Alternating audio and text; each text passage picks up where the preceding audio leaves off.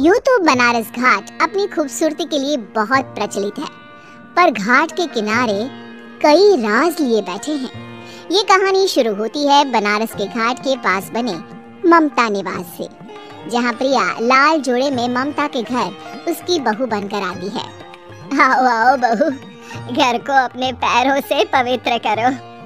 ममता घर की दहलीज पार कर ही रही होती है कि अचानक एक बहुत गंदी सी बास पूरे घर में फैल जाती है।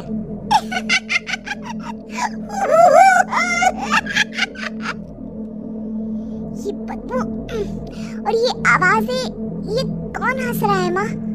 अब ये पड़ोसी ना हमारे थोड़े अलग से है। कहाँ हम शाकाहारी और ये मांस मच्छी खाने वाले। छोड़, तू ध्यान मत दे और गृह प्रवेश कर। और हाँ बहू, अपनी सास की एक बात हमेशा याद रखना, इन पड़ोसियों से तो कभी बात नहीं करेगी। अच्छे लोग नहीं है ये। अपनी सास की ये बात मानेगी ना बेटा? हाँ माँ, जो आपकी मर्जी, मैं उनसे बात नहीं करूंगी।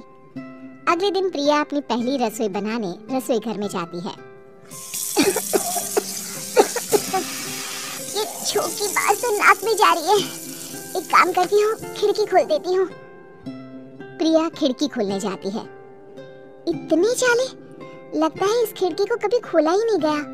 पर ऐसा क्यों? ओह, नॉनवेज की स्मेल आती होगी ना। 2 मिनट के लिए खोल लेती हूँ, फिर बंद कर दूंगी। प्रिया खिड़की खोलती है। खिड़की खोलते ही उसकी नजर सामने वाले घर की खिड़की पर पड़ती है, जहाँ एक लड़की खड़ी होती है, हाथों में मेहंदी, लाल रंग की साड़ी, बिल्कुल सजी धजी, मानो प्रिया की तरह ही वो भी नई नवेली बहू हो। वो प्रिया को देखकर मुस्कुराती है। हे भगवान, माँ ने तो इनसे बात करने को मना किया था। प्रिया फौरन ही खिड़की बंद कर देती है और तवे पर चढ़े रोटी की ओर देखने लगती है, पर वहाँ रोटी ना होकर मछली पड़ी होती है। ये क्या? पहली ही रसोई में इतनी बड़ी गलती! हे भगवान, अब मैं क्या करूं? प्रिया बहुत डर जाती है और फौरन रसोई की सफाई करने और फिर सभी के लिए खाना बनाने लग जाती है। जब वो सबको खाना परोसती है, सब तो ठीक है, मैं बेकार में चिंता कर रही थी। हे भगवान, ऐसे ही बस अपनी कृपा बनाए रखना। रात के वक्त जब सब सो रहे होते हैं, तब प्रिया को पायल की आवाज सुनाई देती है, जिससे उसकी आंख खुल जाती है। ये पायल की आवाज कहाँ से आ रही है? प्रिया उठकर उस आवाज के पीछे छत की सीढ़ियों तक जाती है। तभी उसे बच्चे के रोने की आवाज आती है। प्रिया छत पर जाती है तो क्या देखती है? वही लाल साड़ी वाली लड़की अपनी गोद में एक नवजात बच्चे को घुमा घुमा कर सुला रही है। तभी प्रिया की नजर उसके पेट पर पड़ती है। ओह गॉड, ये तो प्रेग्नेंट भी है। सुनिए, बच्चा सो नहीं रहा है क्या? मैं कुछ मदद करूं? नहीं नहीं, आपके घर वालों को अच्छा नहीं लगेगा, मैं संभाल लूंगी। स्नेहा की गोद से बच्चा हाथ मारकर प्रिया की गोद में आने को छटपटाने लगता है। दोनों घर अगल बगल में बने होने के कारण प्रिया उस बच्चे को गोद में ले लेती है। प्रिया के पास आते ही वो सो जाता है। बच्चे का वो स्पर्श रात भर प्रिया भूल नहीं पाती और अगली सुबह वो छत पर कपड़े सुखा रही होती है। तभी उसे एक औरत इशारा करके बुलाती है। स्नेहा कह रही थी बाबू तुम्हारी गोद में आते ही सो गया। मैं गौरी, स्नेहा की माँ हूँ। बहू, घर आना, बाबू को खिला भी लेना। शाम को जब घर पर कोई नहीं रहता, बच्चे से मिलने के लिए प्रिया छिपकर अपनी पड़ोसन के घर चली जाती है और कुछ देर बच्चे को खिलाकर वापस लौट आती है। इसके कुछ दिन बाद ही प्रिया को पता चलता है कि वो माँ बनने वाली है। ममता की खुशी का ठिकाना नहीं रहता।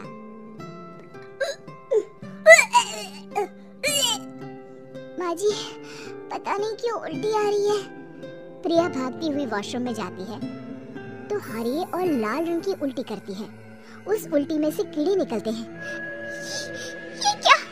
खून और ये कीड़े! माँ! माँ! प्रिया की आवाज सुनकर ममता दौड़ कर आती है, पर बेसिन में कुछ नहीं होता। प्रिया हक्की बक्की रह जाती है। ये सब क्या हो रहा है? प्रिया घबरा जाती है और अपने कमरे में जाकर सो जाती है। डर के कारण वो इतनी थक जाती है कि उसकी आंख लग जाती है। तब उसे ऐसा लगता है उसके पेट पर मानो कोई बैठा हुआ हो। कौन हो? प्रिया के पेट पर एक 5 महीने की बच्ची बैठी हुई थी, जो बुरी तरह जली हुई थी। माँ, तुम ही मुझे लाई ना अपने पेट में?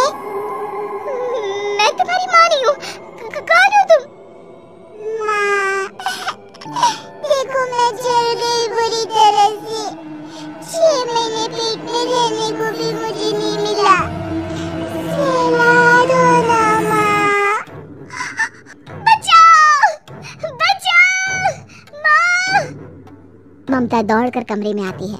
प्रिया की बातें सुनकर वो सब समझ जाती है। तू कहीं बगल वाले घर में तो नहीं जाकर आई ना बहू? मुझे माफ कर दो, मैं गई थी माँ। उस घर में सब मरे हुए हैं बहू। कई साल पहले स्नेहा उस घर में बहू बनकर आई थी। कुछ ही दिन में वो एक बच्चे को जन्म देने वाली थी। पूरा घर बच्चे के आने की खुशी में खोया था कि एक दिन अचानक उस घर में आग लग गई। सब बुरी तरह जलकर मर गए। गौरी आज भी दादी बनने का इंतजार कर रही है और इसीलिए स्नेहा ने अपना अजन्मा बच्चा तुम्हारी कोख में डाल दिया। ममता ये कह रही होती है कि पीछे से उसके पैरों को एक बच्चा पकड़ लेता है। दादी, दादी। माँ, स्नेहा की गोद में यही बच्चा था। ये बच्चा कौन है फिर? तेरी मौत है। तेरी भी दादी। जिस चीज का ममता को डर था वही हो गया। ममता निवास के ऊपर मौत ने चादर बिछा दी थी। प्रिया का पेट ऐसे बढ़ जाता है मानो 9 महीने का हो। 2 हाथ उसके पेट से बाहर निकलते हैं। बहू, संतोष को फोन कर, किसी पंडित जी को बुला बहू। प्रिया का पति भागता हुआ घर आता है। ये तो होना ही था माँ। तेरा पाप तेरे सामने आ गया तो तू सह नहीं पा रही है। स्नेहा घर में आग लगी नहीं थी, माँ ने लगाई थी प्रॉपर्टी की लालच में। और वो बच्चा मेरी पहली पत्नी का बच्चा है, मेरा बेटा, जो कि उस आग की चपेट का शिकार हो गया था। मैंने तुमसे ये सब माँ के कहने पर छुपाया था। मुझे माफ कर दो प्रिया। तुम अगर चाहो तो यहाँ से जा सकती हो। मैं तुम्हें किसी भी बंधन में रखना नहीं चाहता। मेरी शादी हुई है आपसे, मैं आपको छोड़ नहीं सकती, पर उससे पहले हमें स्नेहा, उसकी माँ और बच्चे की आत्मा की शांति करवानी होगी। संतोष और ममता गौरी के घर जाते हैं। अंदर सब कुछ जला हुआ होता है। जमीन पर जली हुई लाशें बिखरी हुई थी। ममता रो रो कर अपने करने की माफी गौरी से मांगती है। प्रिया स्नेहा के घर वालों का अंतिम संस्कार करवा देती है और ममता निवास